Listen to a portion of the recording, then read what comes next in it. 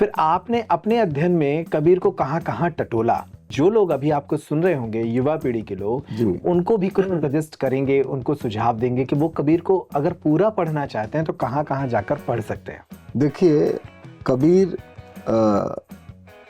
यूनिवर्सिटियों में या एकेडमिक व्यवस्था में पढ़ने का ठीक हो सकता है, परंतु वो वहाँ का विषय नहीं है।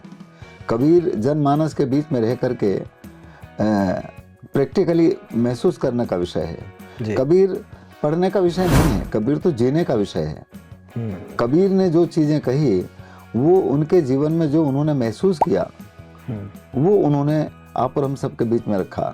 इसी तरह से जितने भी संत परंपरा में जो भजन या जो लोकोक्ति या जो जिस तरीके से मौजूद है वो उनके जीवन का निज अनुभव है, और वो अनुभव आपके जीवन में, मेरे जीवन में, सबके जीवन में हो सकता है, और उसमें किसी दायरे की जरूरत नहीं है।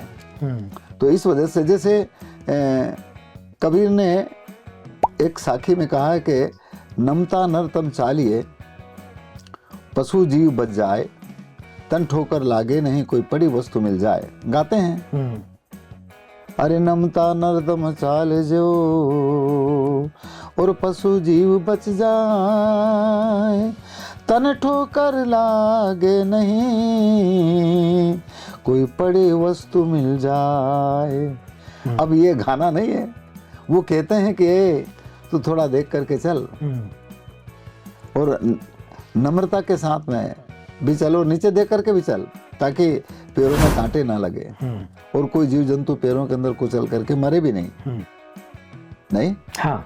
और ठोकर भी नहीं लगेगी, और यदि कोई वस्तु नीचे पड़ी हुई होगी तो वो भी तुझे मिल जाएगी। तो इस तरह से उनकी हर साखियों में, उनके हर भजनों में एक प्रत्यक्षानुभूति है जिसमें कोई जाति की, कोई धर्म की, कोई मजहब की, कोई पंथ या संप्रदाय की का दायरा नहीं है। तो इस वजह से कबीर और संतों की वाणी मैंने बहुत में गया, और रात में हम भजनों के कार्यक्रमों में जाते थे जहाँ लोग गाते थे। हमारे समय पर, उस समय पर जब मेरे जीवन में ये शुरुआत हुई, उस समय पर केवल पूरे क्षेत्र में, मालवा में मुश्किल से 5, 7, 10 मंडलियाँ होगी। आज पूरे मालवा में हजारों मंडलियाँ हैं, और लोग गाते हैं, और गाते ही नहीं है, वो जीते भी हैं, क्योंकि कबीर जीने का विषय है, गाने का विषय नहीं है। और कबीर और संत वो हैं जो हमेशा सबको मिलाने का काम करते हैं।